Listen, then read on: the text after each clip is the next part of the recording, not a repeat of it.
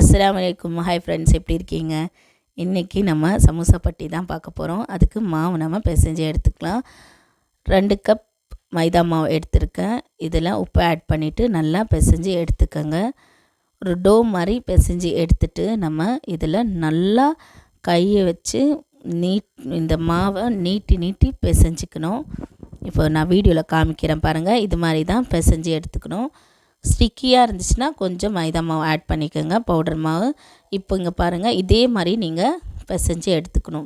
இது ஒரு 10லேருந்து 15 நிமிஷம் பிசைஞ்சு எடுத்துக்கோங்க.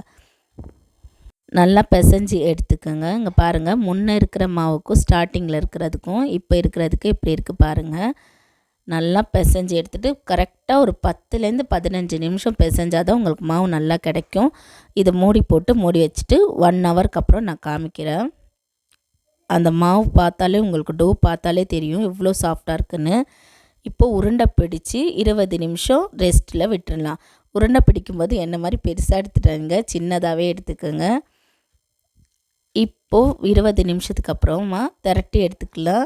ஒரு உருண்டையாக எடுத்து திரட்டி வச்சுக்கலாம். இப்போ திக்னஸ் காமிக்கிறேன் பாருங்கள். நான் இவ்வளோ திக்னஸ் இருக்கணும், ஏன்னா மறுபடியும் நம்ம சமோசா பட்டிக்காக திரட்டுவோம்.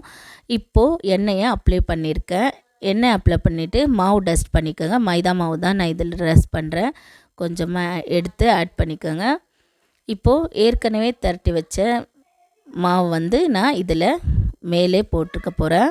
இங்கே பாருங்கள், இதே மாதிரி நான் ஒரு 6லேருந்து 7 வரைக்கும் நான் செய்து வச்சுருந்தேன். இப்போது கொஞ்சம் மாவு டஸ்ட் பண்ணிவிட்டு இப்போது சமோசா பட்டிக்காக நம்ம நல்லா திரட்டி எடுத்துக்கலாம்.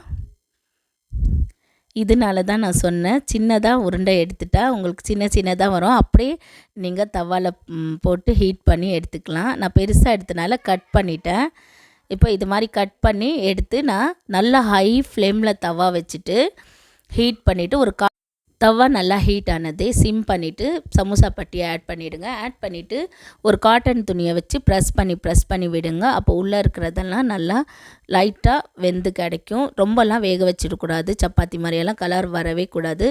கரெக்டான ஹீட்டில் நீங்கள் குக் பண்ணி எடுத்துருங்க. இப்போ நான் சமோசா பட்டியை பிரித்து காமிக்கிறேன் பாருங்கள், எவ்வளோ அழகாக வருதுன்னு. இதே மாதிரி எல்லாமே செய்து எடுத்துக்கோங்க. இப்போது ஷேப்பாக கரெக்டாக இருக்கிறதெல்லாம் நான் ஒரு சைடு வச்சுட்டு அரேஞ்ச் பண்ணி வச்சுட்டு நீங்கள் இங்கே பாருங்கள், நான் மறுபடியும் காமிக்கிறேன். எவ்வளோ அழகாக பிரிஞ்சு வருது பாருங்கள். இது ஸ்டோர் பண்ணும்போது மாவை கொஞ்சம் டஸ்ட் பண்ணி எடுத்து வச்சுக்கோங்க. உங்களுக்கு எப்போ வேணாலும் சமோசா செய்கிறதுக்கு ஈஸியாக இருக்கும். இது செய்து வச்சுட்டா போதும், சமோசா சூப்பராக ஈஸியாக செய்திடலாம். பிடிச்சிருந்தால் லைக் பண்ணுங்கள். அஸ்ஸலாமு அலைக்கும்.